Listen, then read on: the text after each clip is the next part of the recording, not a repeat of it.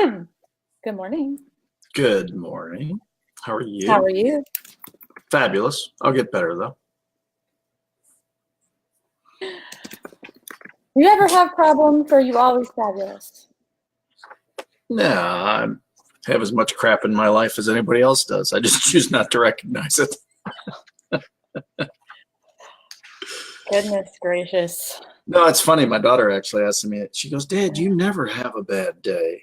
And I said, I never have a bad day on social media. Doesn't mean I don't have a bad day. I get it though. Well, I mean, so much of it is choice, right? There are things in everybody's world that don't go exactly as planned. And so you can sit and jump up and down about it and be all upset about it, or you can just recognize it for what it is, do what you can do to fix it and go whatever.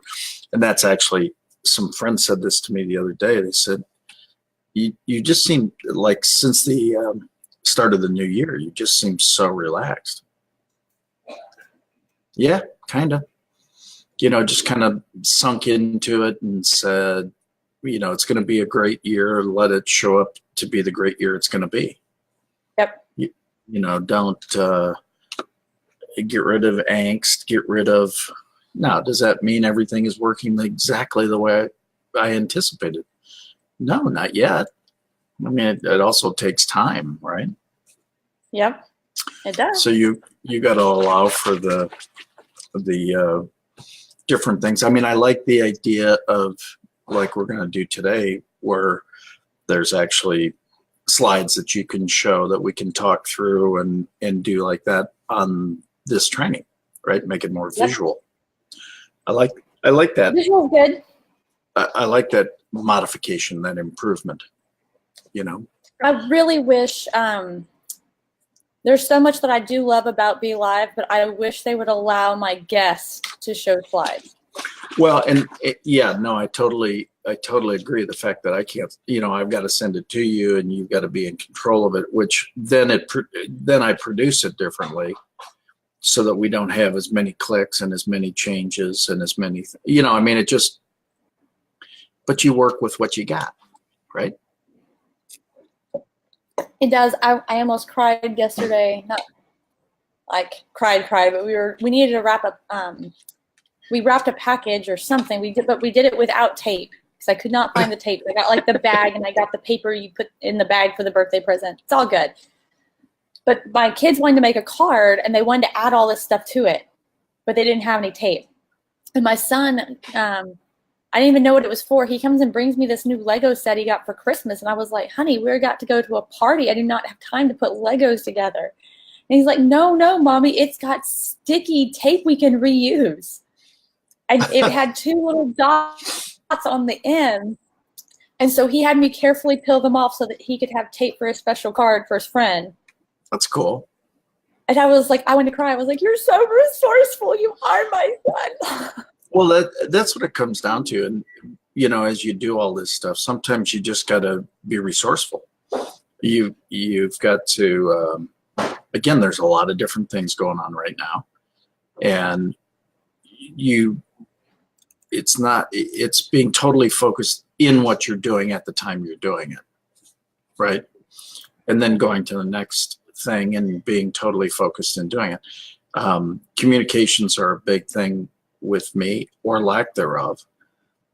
I mean, tell me what's going on, good, bad, and different. At least I can respond to it and make decisions off of it. Don't tell me what's going on, and it now relies upon me to make those decisions as to what I interpret that to be. But actually, that's where, if people would understand, that's actually where outside stimulus comes in. Because you cannot say something to me and I'll probably go, well, they're probably just busy as hell. Right? I'll give them the benefit of the doubt. The outside, like I can say myself, I didn't even know what to tell anybody about the best way to communicate with me. And like Facebook Messenger maybe, but even that's getting cluttered. Text message, but I don't want to give my phone out. Yeah, well, but that's my point, is that we then tend to we don't necessarily take the influences but there are so many people that feel they should interpret why it hasn't happened, right? And so then they start to impart their experiences and their life and their stuff on it, right? Mm-hmm. And it's well, here's why they haven't done that. Maybe, and so again, it's just it's interesting because I was in meetings yesterday afternoon with a company, and I said people just are working so hard at trying to get people to do stuff they don't want to do, and it makes zero sense to me. That looks good. Dang, those are good slides. But you understand, people are working to are suggesting that people do all this stuff that they don't want to do in the first place. Find the people who want to do it. I had this conversation with another group yesterday about funnels. Mm-hmm. And I was talking about our conversation, your and my conversation about really if we work diligently to make a really quality funnel, once that's done, then the only real task is driving traffic. The only task. And so you might optimize, you might review data. It is the only task after you build a funnel. And that's what we were talking about. It's kind of like, well, then why aren't we doing more of that? And very rhetorical question. It's like, yeah, we're going to. I'm going to. Why not? It's kind of silly not to. So anyway, it's interesting how these, what we've been doing here on Double Funnel TV starts to play real in the real world and pay real dividends. So that would be the encouragement. And this, as you see, is a very colorful version of the performance pyramid. Do you like that? Makes sense. I do. Makes sense, doesn't it? So one of my clients actually took this training and then applied it to their CRM system. So they took the knowledge that came from this and the names that came at each one of these 6 levels has a name to it, which we'll get into here in just a second.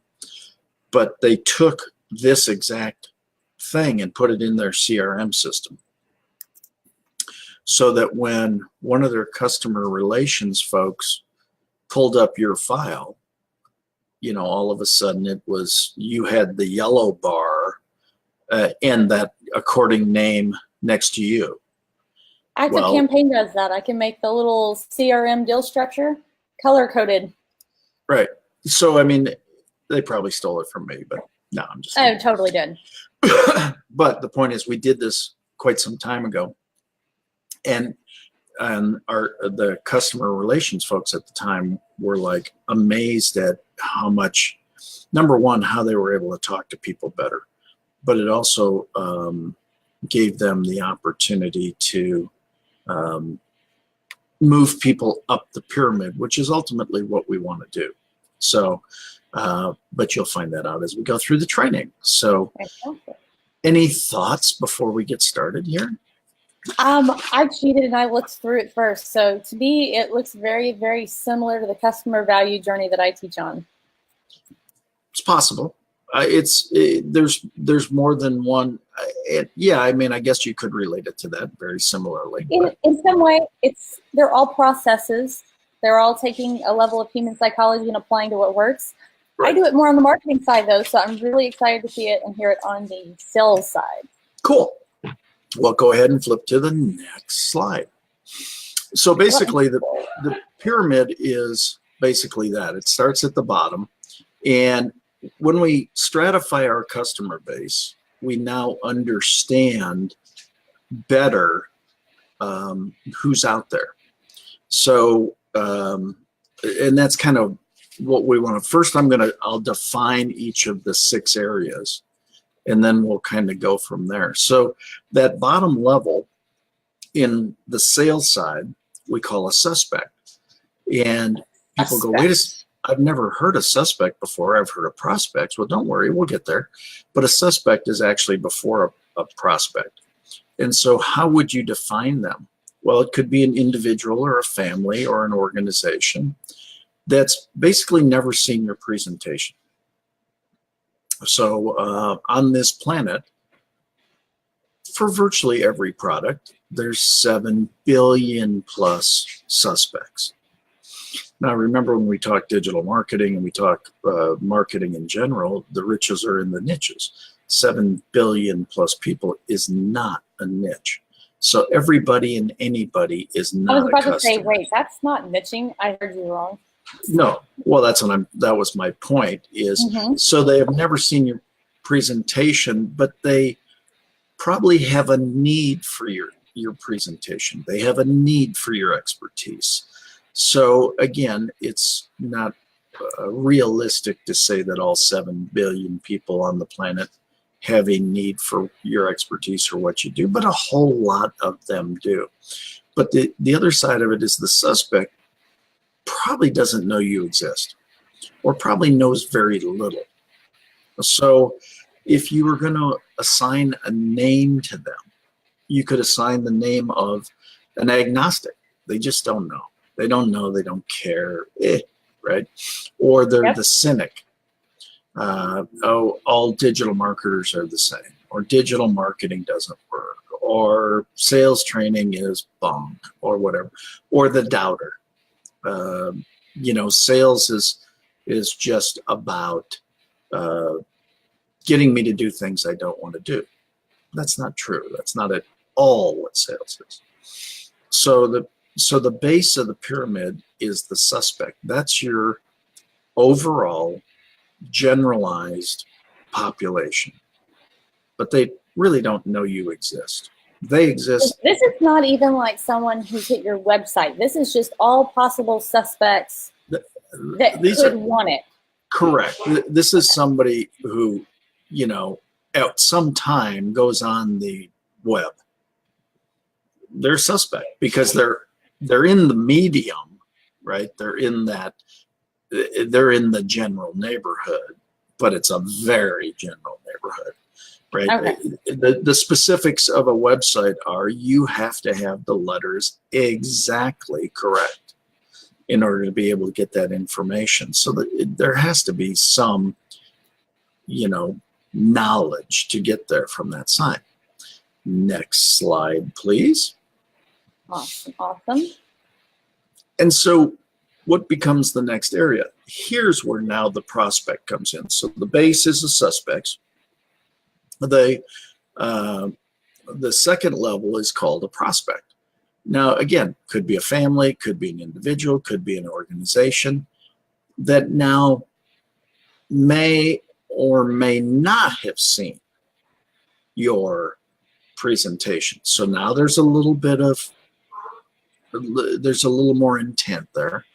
Their need for your expertise, but here's where it really changes from suspect to prospect. And that is they have a need for your expertise, but they also have the money and the inclination to try your services. So this is a qualified prospect. Well, this is, you're getting more qualified as you go along. The fact that they have money, so they can create a transaction should they choose to, and they have the inclination. It's like, that makes some sense. Maybe I'll go that route. Okay, it's kind of intent, right? All of a sudden there's a level of intent. And has heard about your offer or product, possibly. So again, if we were going to add a name to this person, they might be the explorer. They're the ones who are doing research. They're out there looking. I know I have an issue. I have an issue. Gosh, somebody's got to know how to solve this issue. So they don't necessarily know you. No, they know more. They don't necessarily know you. Right. They don't necessarily know you. They might have heard of you, or they've heard of the category, or they've done. That's why they're, again, speculator, examiner, right?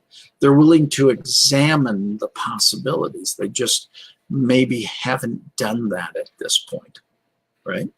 So again, Okay, so we've moved from suspect is going to be like all of your potential people who could buy on the right. planet. And that's good to know, so it's not too little. And then the prospect is going to be the person who may be actively Googling their problem. Correct. Again, think of a big part of the differentiator here is intent. You know, I got a problem and I want to solve it. That's intentional.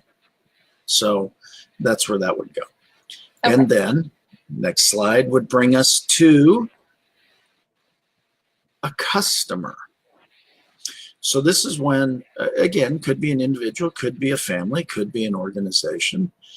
They've seen your presentation at least once. So the presentation of your offerings could be your website, could be your, could be a video, could be a landing page, could be a live stage presentation, could be a lot of different things. In other words, they've actually seen your presentation at least once, and they've probably taken some action towards that. I mean, I guess I could have put in here probably have made an active purchase or something to that extent. In other words, they've engaged. Again, if we look at it technically, if I sign up for a newsletter on a website, that's an engagement to a certain extent. That is a sale. It might not have created revenue, but it's a sale. You've converted them on time. Right. You've converted them in some way, shape, or form. They've been converted, right? Now, at this level, and this is why, well, I want customers. Well, you want paying customers. You want paying customers, so that's a qualifier. But even at this level of the pyramid, there's no assurances of them ever coming back again. And that's one of the biggest things is I want to take my effort and I want to execute on that effort, but I would like that effort to have a long tail strategy. I want that to continue to produce more sales, because if I do that, if I get one and one turns to two and two turns to four and four turns to eight, now my business grows. So again, at this level of customer, and you'll understand how this all plays together here in a little bit, but there's no implication of a long-term relationship. In other words, I've spent money with you.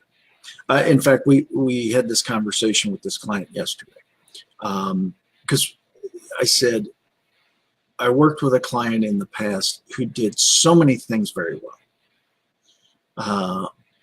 But if there was a thing that could have been done better, it would have been then nurturing existing customers to create long-term relationships.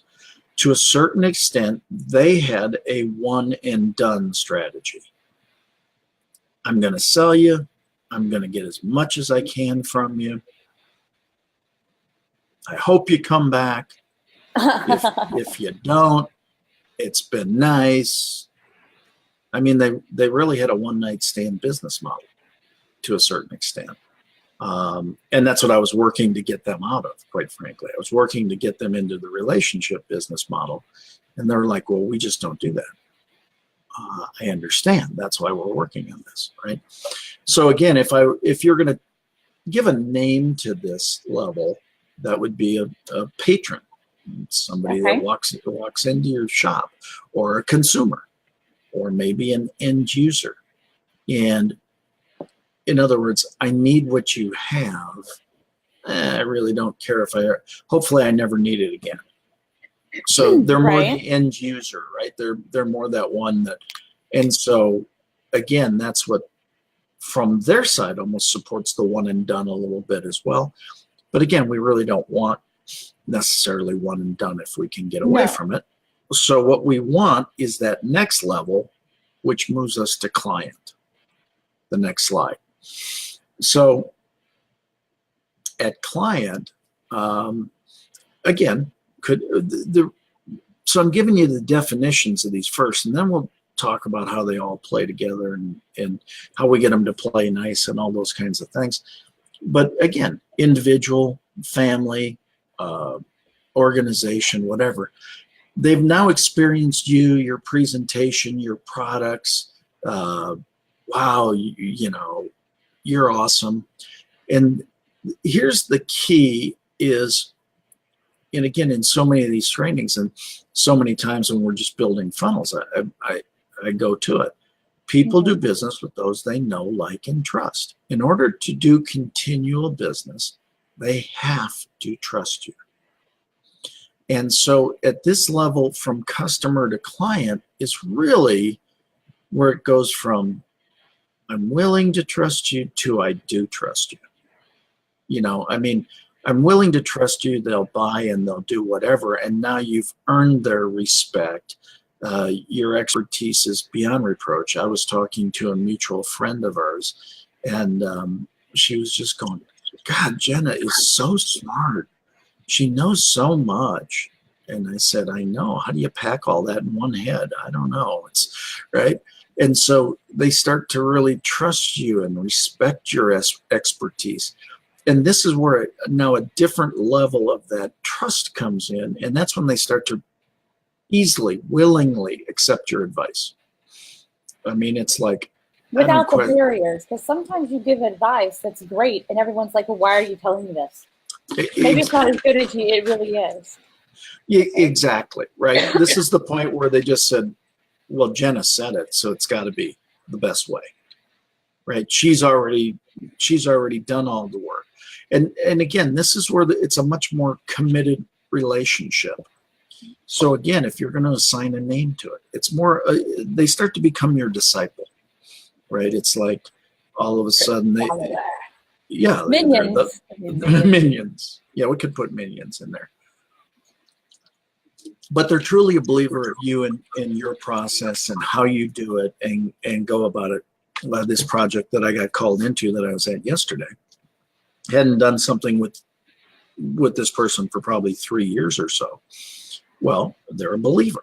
They've seen my trainings go into company and dramatically improve the sales of the company and the quality of the people's presentation of that company. So they're a believer in how I train. They're a believer in, you know, how we grow relationships. They're a believer in that style, right? So again, they called me. I didn't call them. Well, that's what happens. So you're starting to understand, hopefully with a little bit of these trailing stories and some of this, as to why it's important to move people up the pyramid. Because there's a level of commitment that grows at each level. There's a seriousness. But there's also an ease to it. Now, it might not have been easy to get to that level, but now that you're there, there's more ease, right? You don't have to explain yourself every time. All of a sudden, you could become a little more casual, right? You're maybe not quite as formal, all those kinds of things. And so that leads you to that next level, which is now the advocate. Again, individual, family, organization, they've really now associated with you. This is an advocate of yours, an advocate of you, an advocate of your business, of your style, of what you do. But this is where things even get, I mean, they get freaking better. They get freaking better. And because they've really associated with you, they've grown with you, they've seen how you do it. They believe strongly in you. They believe strongly in your products. They believe strongly in your, notice the word strongly. I mean, these are the people that you have become their go-to. You've done this in their behalf, right? They know. And so the exchange in that is they start sending you unsolicited business.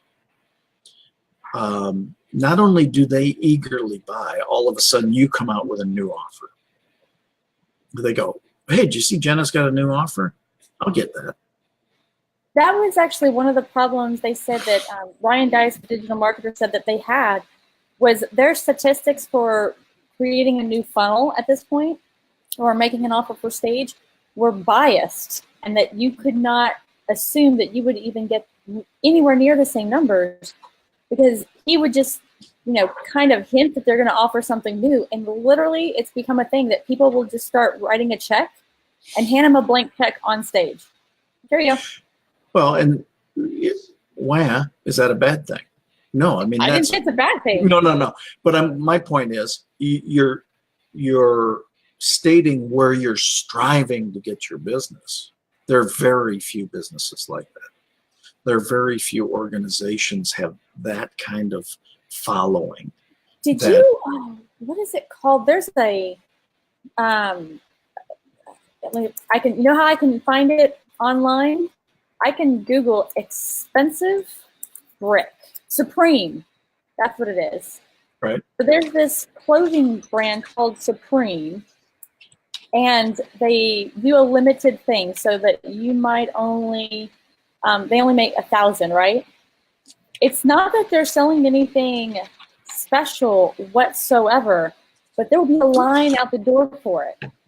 A hoodie that costs $500, and on the aftermarket, so after they run out, it will turn around and it'll sell for like $2,000. Right, they've created a secondary market because they in turn haven't, because they've got limited distribution.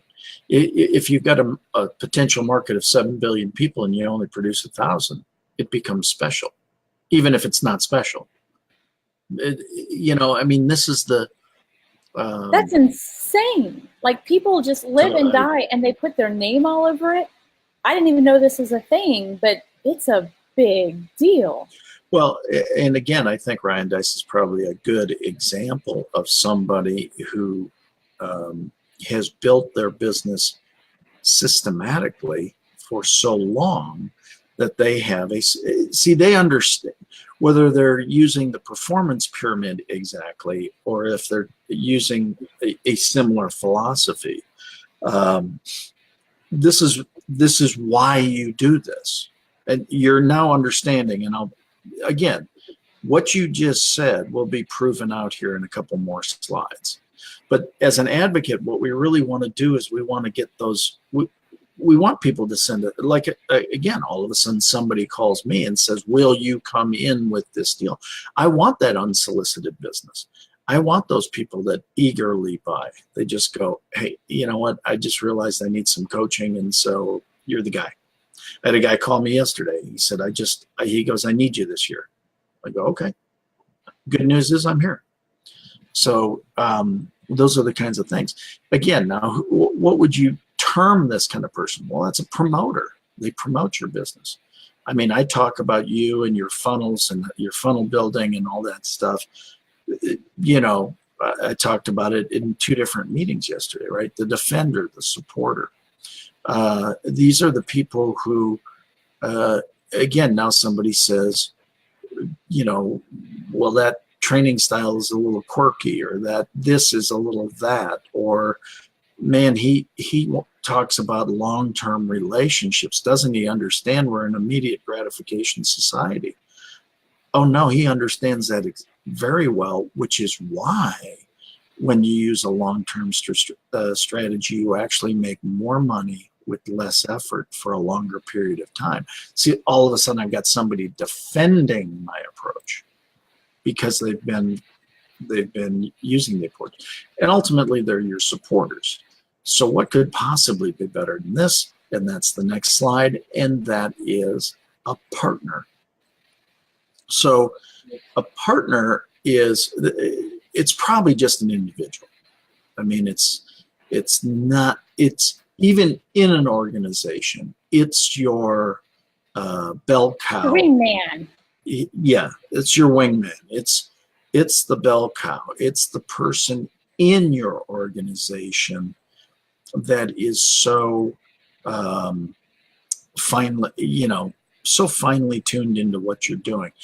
They've probably even become a friend. You tend to go past that business relationship that you actually now become a friend. And this is where you really kind of develop that close relationship with a free exchange of ideas or thoughts or conversations. This is many times where you come and you cross the line of business and friendship. All of a sudden now you're sharing life details and kids and family and spouses and stuff, right? Now this is an extremely limited group. I mean, you're not going to have a lot of partners. I don't know any. Quite frankly, you probably can't manage a lot of partners, nor do you want to. But this would be a true colleague. This is a comrade. This is you've locked arms, and I mean, they can tell you that's the dumbest idea I've ever seen, or and you go, wow, thanks. But finally, somebody told me I'm full of junk, right? Yeah. So the point is, that's the partner. Okay, so that's the definitions of the pyramid. Any questions before we move on? Any thoughts? No, I think that I think that kind of explains it well. Okay. Well, now, again, you need to understand what they are before how do you identify who they are, right? That's kind of this next step. Well, that's the magic, isn't it? That's the magic. So let's go to the next slide. And now, when we're looking for that suspect, how do we find them? Well, we define the universe. Well, by definition, a suspect is a non-consumer. Okay, so we define the universe. Now, what do you have? They could, in this example I was talking about, we were talking about financial education. So they could be in debt. They could have a dead-end job. They could be in need of hope. I mean, this is how you define their universe. This is the group of people. I think this could be, but this is more like I feel like this is more like for coaches or certain ones. But I mean, this could be, they have huskies. Not just dogs, they have huskies. Or they have dogs. Or, well, we're not quite there yet. Oh, we're not even there yet. No, we're not there yet. Oh. They have dogs. I mean, the fact is they have dogs. Or you saw them at a dog park. Right? This is the suspect. This is way down the list. This is defining your universe. This is just being very open. This is where all the numbers are. So how do you get to them? Well, you create some kind of promotion. Hey, now at today's dog park. Or well, what I'm thinking is in the digital marketing world, you have somebody who might, let's say, just be like myself, an active campaign certified consultant. So if anybody, what if you only clean up accounts? You never make new ones. You only clean them up. Would your universe then only be people who are using active campaign, or is it people who are in business? Well, what you would do, okay, if that's your target, let's go with create some kind of promotion. So now you create a landing page that says, if your CRM is messed up, I clean it up. Well, that's what I'm trying to define what the suspect is. Well, that's the definition there. That's the suspect. So it's somebody who has the CRM but is messed up. So now you create some kind of promotion that gets them to raise their hand. Okay, this is how we're going to start to move them. So it could be an infomercial. It could be print advertising. It could be a landing. Now, you don't talk much about it. You've done infomercials. Only 8 of them. Yeah. Yeah, I've done 8 infomercials or thereabouts. Yeah, it's a blast. But as an example, the what you do in infomercials is you identify the problem, you talk through the problem, and then you create a solution. and offer up the solution. That's pretty, right? I mean, that's in a nutshell. Well, it's the exact same thing. So you just created a problem for somebody with a CRM. Their CRM is jacked up, right? That's the problem. So what's the potential solution? Having it cleaned up and fully operational. Okay, so now you've created something. So that's why when you're doing things like we're doing here, Alive, right? We're addressing that some people might need to know this information, might need some training. That's the problem. The solution is we're providing it here. Well, the other solution is, do you think if you need this for your organization that you could retain me to come into your organization? Sure, you could. So this, what we're doing right now is this step. We've created some kind of promotion that is addressing potential problems on a daily basis. 4 days a week, it's with funnels. 1 day a week, it's with training. So this is an example of that. Now, but now when we get people to comment or people to send us emails after these or whatever, this is where the response qualifies them now as a prospect.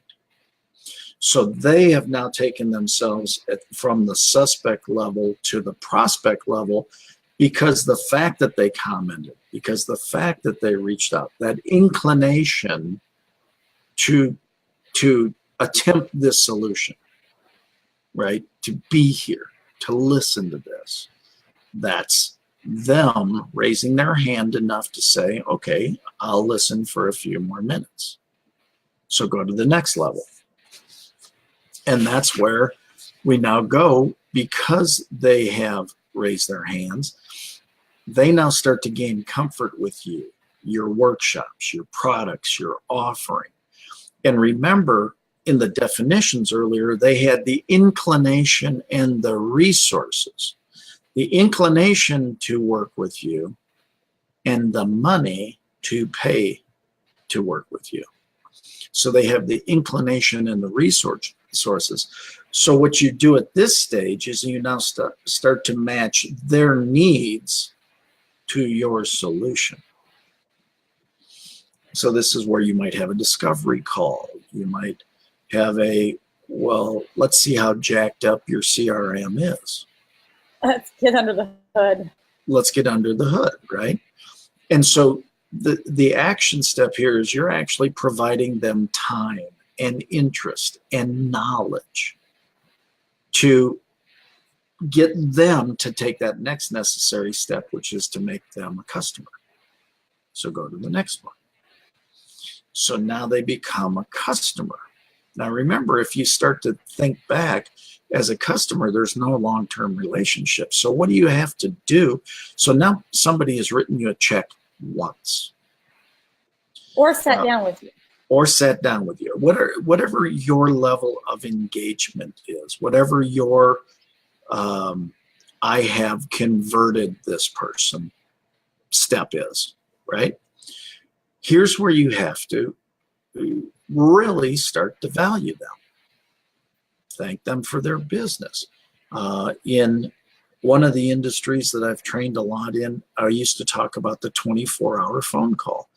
If you provided them a service, call them, or if you provided them a service or delivered a product, as an example, call them 24 hours after that event.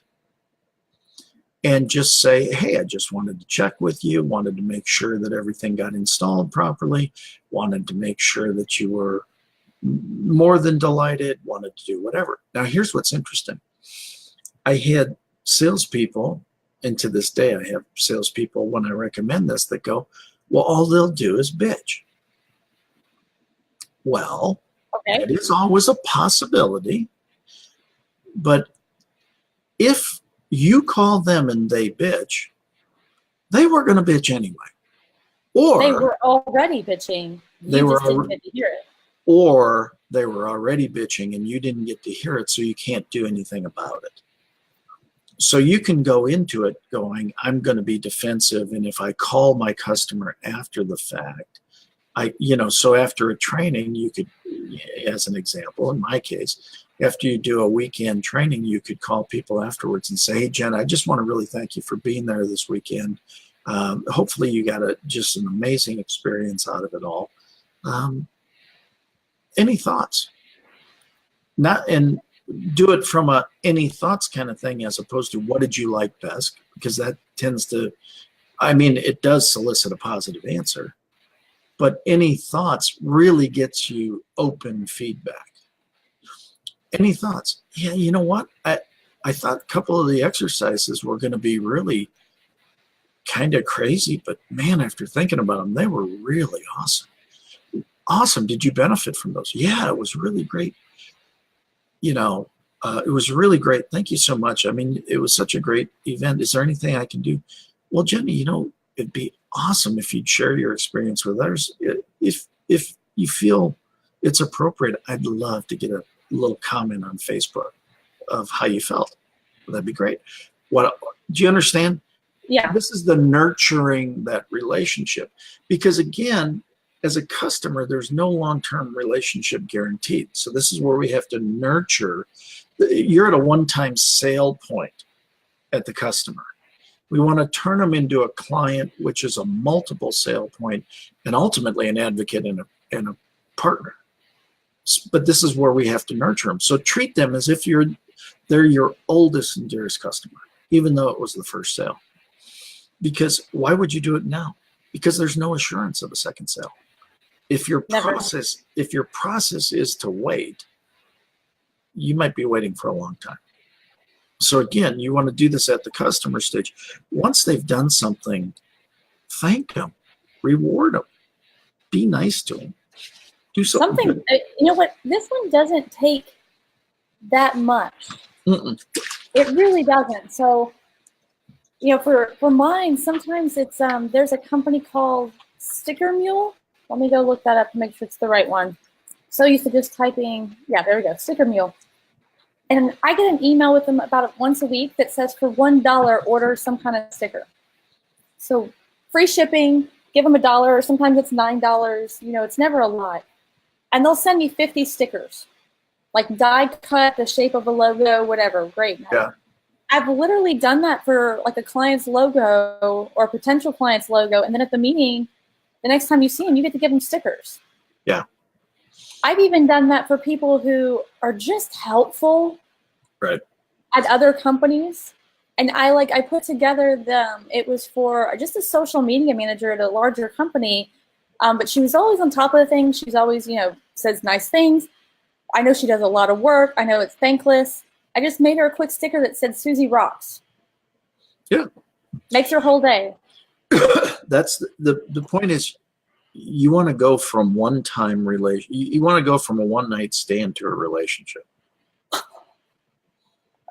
That seriously. is a good way to put it. Well, but you want to. This is something that starts to become more special. Not to oversimplify it, but that takes us to the next level, which is now the client. And remember, inherently, what the client has done as they've moved up and now made repeated purchases from you is their trust level is increasing, right? Because they're buying more often. Their opinion of you has improved. It's gotten. So what do? You encourage that free exchange of thought.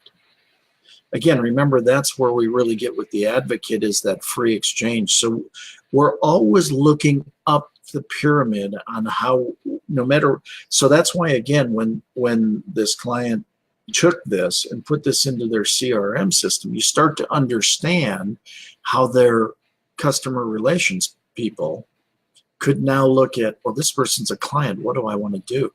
I want to say, hey, Jenna, by the way, any thoughts on how we could get even better? It's a free exchange of thoughts. It's an encouragement of that fact. And that's what we want to do. We want to return their trust. Thank you so much. Wouldn't it be cool if your customer relations people went to the company Facebook page saw Jena Apgar left a comment, put that into the CRM so that the next time you call, they say, hey, Jena, gosh, it's just so great to hear from you again. How can we be of service today? Oh, by the way, before you go, we just want to say thank you. We noticed on Monday, December, whatever, you left such a nice note on Facebook. Thank you so much for doing that. Well, gosh, see, yes, we live in a fast-paced society. Yes, but there aren't a lot of people doing these things that people like. Willie, our chocolate standard poodle, when I come into a room, many times will walk up and put his head against my leg.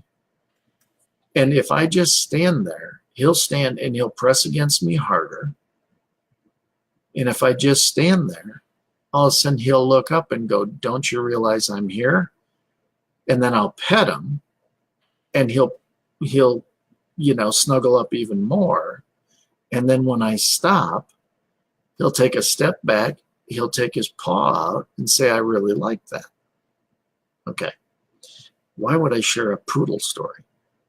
People are the exact same. If you sit there and say to somebody, hey, thanks for leaving that nice comment. Or many times when people leave comments on Facebook, I'll go and reply to their comment saying, thank you for the kind words. It's greatly appreciated. Well, what does that encourage? More kind words. Well, it's not a trick. People like to be appreciated. It's about approval. It's about appreciation. It's about acknowledgement. Acknowledge they exist, appreciate they exist, approve that they exist. That's Les Giblin's work from the 1950s, but other than that, it's like brand new. Not. So, okay, this takes us to that next. They get fired up about you, your products, your stuff. They come in repeatedly. They work with you. They become an advocate. So we want to drive them up and validate. So when they become an advocate, we validate and strengthen their beliefs even more. This is where hey, Jena, you know what? I got a call from a guy. He said that you had said some nice things about my training. And I just wanted to thank you for doing that. That was really freaking awesome. It looks like we're going to put something together. It's, so thank them for that unsolicited, because that can stop at any time. And people do things that are appreciated. They don't do, I mean, if you don't, why should I send you somebody if you don't appreciate me sending you somebody, right? And then continue to suggest their good choices. In other words, help them help you. People make it hard to do business with them. They make it hard to recommend them. It's like, why would you do that? Somebody says, well, you don't take phone calls. Well, yeah, because, that's just you can call me, you can email me, you can text me, you can do whatever. Do I prefer one method over another? Maybe, maybe not. I don't know. If you do, you do. That's fine.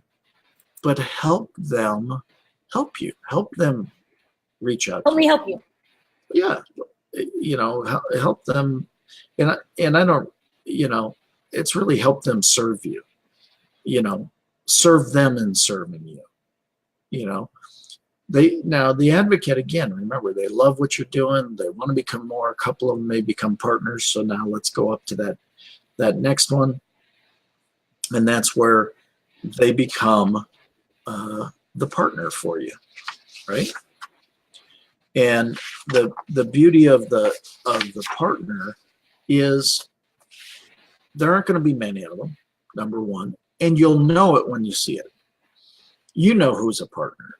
I mean, you know who's really on your side, who's there fighting for you, who's there doing stuff. Probably only room for one or two, but they're golden. So again, now we've kind of, this is how you move people up the pyramid. So again, at this point in the trainings when I'm doing it, sometimes people say, well, why do I even need to know this stuff? And let's just see what Randy just popped in. Good morning, all. Hey, Randy, how you doing? I was figuring it was going to be maybe a little more involved. So why do you think you need to know these different types? Any thought? Why do you need to know them? Yeah, why do you need to know that there are 6 levels of stratification in your customer group or So in your personally, market population? Why is this important information? for me, it provides peace of mind. Like if you get so stressed out over you're not making sales, but you start to break them down across the groups, you start to see, well, of course Scott didn't buy. He's over in this group and barely knows me. What can I do to provide him a little bit more of know, like, a trust to just move him to the next one? That's the biggest one for me. Yeah, it's absolutely a great reason. There's a principle called Piedro's principle, and it applies basically to, it's fairly universal. You've heard of it. You might not have heard of it by name, but other people refer to it as the 80-20 rule. Okay. 80% of your business comes from 20% of your customers. 80% of your this comes from 20% of your that. 80% of your complaints come from 20% of your, it works on both sides.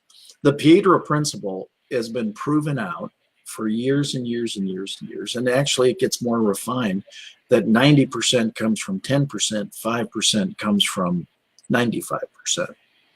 And so why is this important? Because of the stratification. So if you go to the next slide, what you'll see is the customers, prospects, and suspects. The bottom 3 levels lack loyalty and will shop you for every penny. They're transactional. The bottom 3 levels of the pyramid are transactional. I think this is probably the most valuable slide in the whole group. There's no, well, it's the build up. That's why this is so important. They'll test your experience. They'll test your knowledge. Although the numbers are much greater, this is also where the competition is. Everybody goes after numbers, right? So as an example, in one of my clients, when we put this in, I said, there's the Piedro principle. I said, 80% of your business comes from 20% of your prospects. They said, that's ridiculous.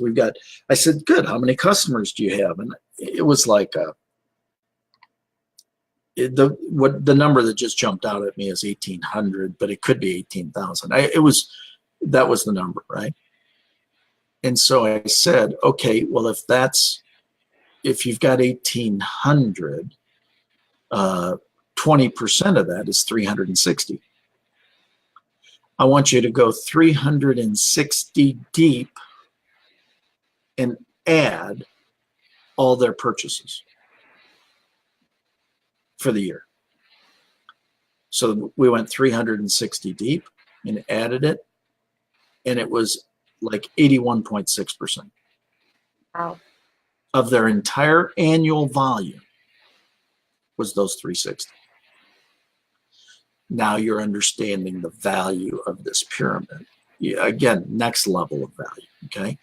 So what happens is, whether it be online, whether it be in person, whether it be through direct mail, whether it be through whatever, the vast majority of people go after the bottom 3 levels. It's where all the competition Well, I will say this, so we break down all sales into, you have to either get brand new customers, you have to get customers to spend more at the point of sale, or you have to get existing customers to come back, right? The problem is there's such a large base of people that don't have any customers to begin with, or not enough. Right. And so if you don't have anything, you start at the As bottom. Randy pointed out. Well, but again, let's get to the, like you said, this is the most, we haven't finished this slide. So although the numbers exist, the lack of loyalty exists, the lack of spending, the fighting you on price, the fighting you on margin, the whatever, all that's on the bottom three. The partners, advocates, and clients trust and respect you. They trust your performance. They trust your products. They trust your offers. They trust your expertise. You've got a relationship with them. Now they're, by definition, tremendously loyal to you. And so they're dedicated, and because of that, price becomes far less of an issue. They understand your value. So the reason for this pyramid, and the reason that I coach it and train it in companies, is what we really want to do is we want to understand this. And I can tell you, we've done this in company after company after company after company. When you truly take a look at this, you'll find out where you want to. So this is why, again, in the CRM, we identified people so that we could move them up the pyramid. Because if we know that loyalty and profit margin and ease of doing business exists in the top three, why are we focusing on the bottom three? It makes no sense, right? So go to the next slide.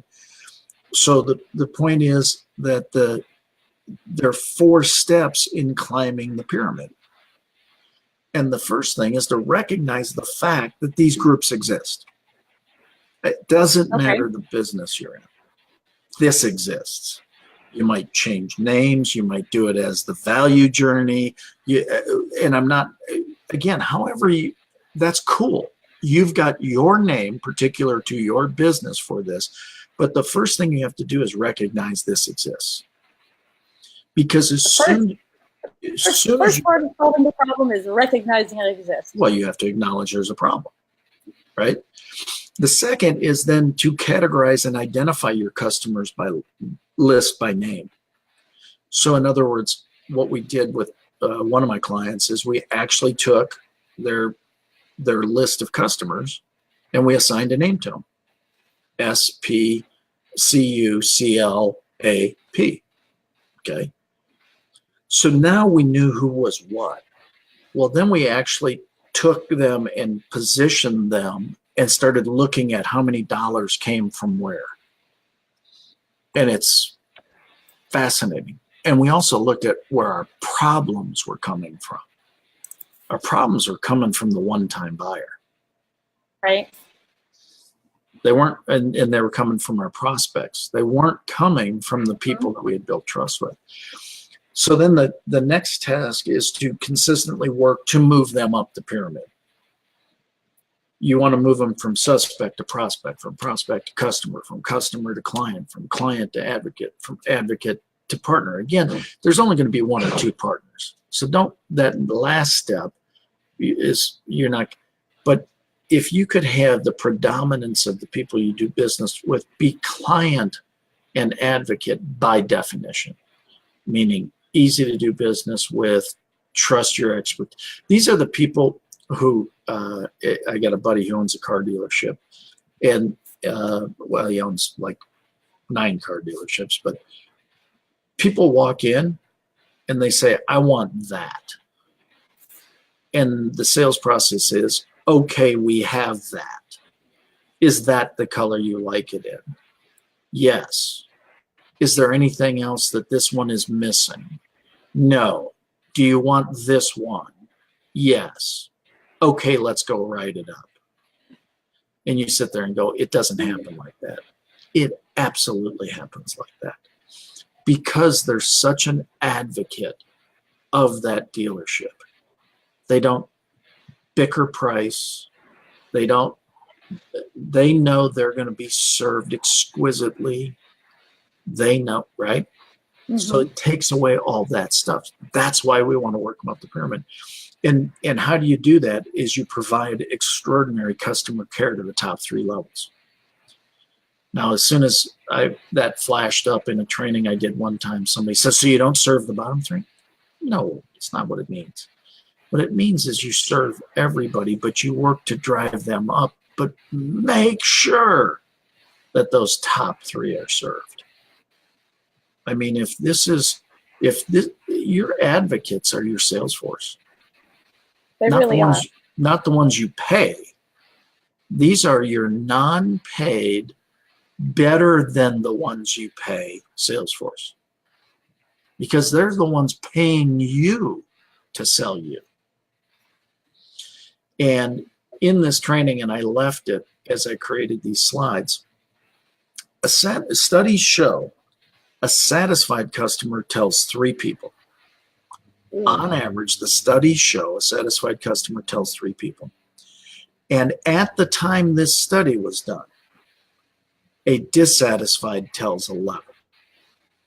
So just humor me for one moment and understand that a satisfied customer tells 3 and a dissatisfied tells approximately 4 times more.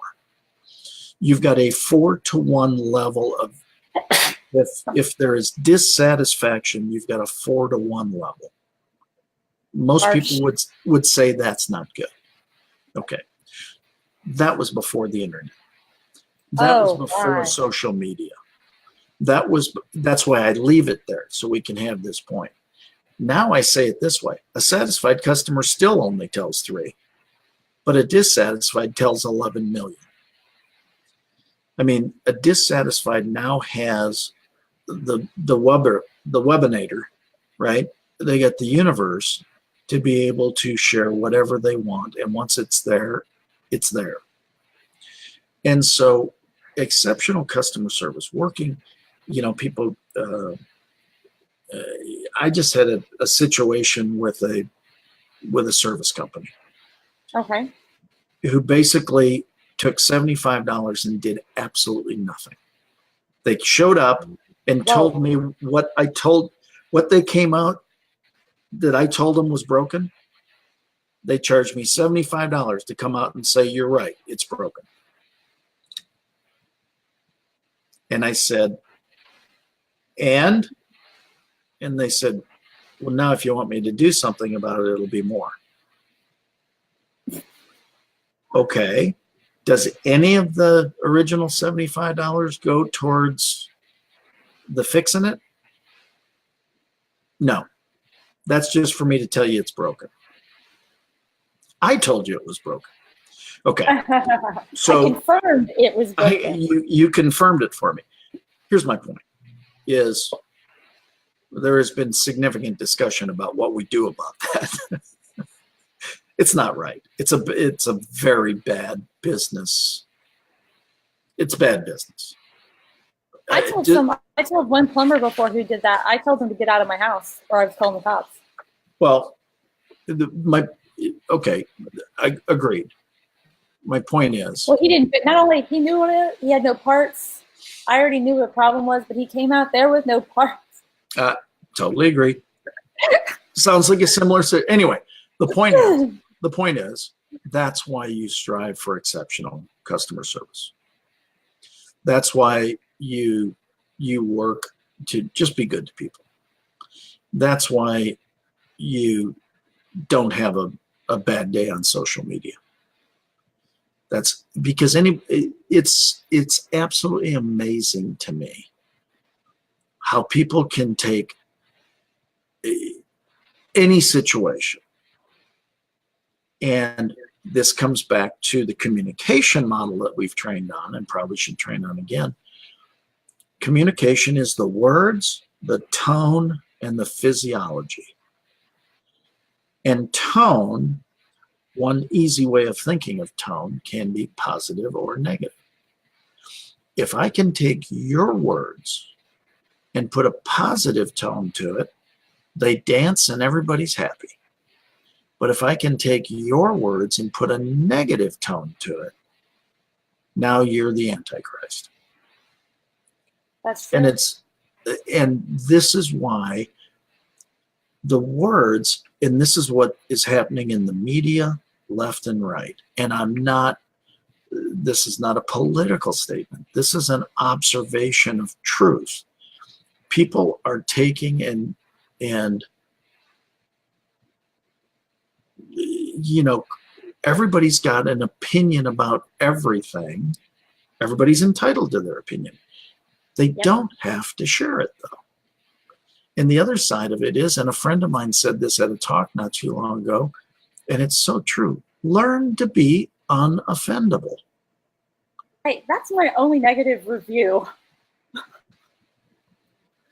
My only negative review was saying, stop being political and posting everything. Well, I mean, that's something. Randy asked me a great question. Can you truly build the kind of relationships of which you speak to build the top level of the funnel? Absolutely. I've done it. Oh, Randy, yeah. I mean, I've done it my entire career. The reason, I actually, when I'm talking with corporate clients and things like that, I actually use this when they sit there and said, well, you don't have you might not have a ton of reviews, or you might not have a this or a that. I said, exactly. Because I'm not looking for quantity. I'm looking for quality. And so, yeah, I mean, the first sales testimonial I have is from the guy who sold 500 million books next to the Bible, the most selling book on the planet, or book series. And his statement is, I highly recommend Scott's sales approach, all his books, all his recordings, all his trainings. That's a pretty good one. I'm good with that. Right? So my point is, it's not, people far too often strive for quantity over quality. I suggest you strive for quality, and quality will get you more quality. The quality of your communications dictates the quality of your life. The quality of the people you associate with. Your quality in life is dependent upon the quality that you put out. So if you want to improve your business, improve your quality. I mean, when Toyota came to the United States, my sister bought one of the first Toyotas in 1960 something. Yeah, Rayanne, that was Jack Canfield, exactly, on that testimonial.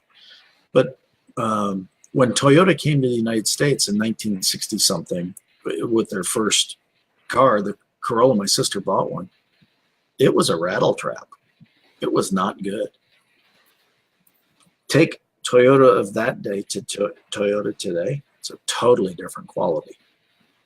They learned that with quality, they could get quantity, but with bad quality, they couldn't get quantity either. So anyway, we're a little bit over time. Oh, I didn't even realize how late it was because the conversation was so great. How did the performance pyramid pay off for you? Does this make sense? It does. It's interesting. Again, I said it looks so much, and it does align with my customer value journey. But a couple of the things, like what was that one I said was this one? Second one, next one up. Was it? No. This one right here. This slide was the one where all the magic was. Yeah. That's the payoff slide. There's not a doubt about it. Is really understanding that the quality in the dollars and the margin is in the top three. It's all at the top. Yeah. And the other ones are just that's where all the hard work goes. Because once they're a client and they're like really embedded as a client and you've performed for them, it's easy peasy. Yeah. I mean, that's thank you, Randy. I appreciate that. Randy says it makes total sense. and it's because it does. The point is when you, so as an example, what we're Business Growth Network, those aren't customers. Those aren't prospects. Those are clients and advocates. Let's just take that. So again, a very strong community that's built are clients, advocates, and partners. The masses are out here as suspects. But it's when you pull them in community, another way of looking at this, community is in those top 3 levels. No, I definitely understand that. So I hope this was helpful for everybody, and if you are watching this after the live, completely cool. So if y'all saw me distracted while he was teaching, I was sharing it around the internet to about 13 different business groups. Awesome. So if you guys are watching this after the fact, just go ahead and ask your questions in the comments below, and I will have Scott run over there and answer them, because it was a really great presentation. And for as much as I talk about the customer value journey, this definitely puts it in a different perspective, whereas I might just talk about it in step-by-step formation of how do we get people from one place to the other. He's telling you why we need to move people from one place to the other and how that benefits your time and your bottom line. Absolutely. Sound good? Sounds great. All right, bye, guys. And if y'all need anything, Bye. go over to doublefunnel.tv and apply. See ya.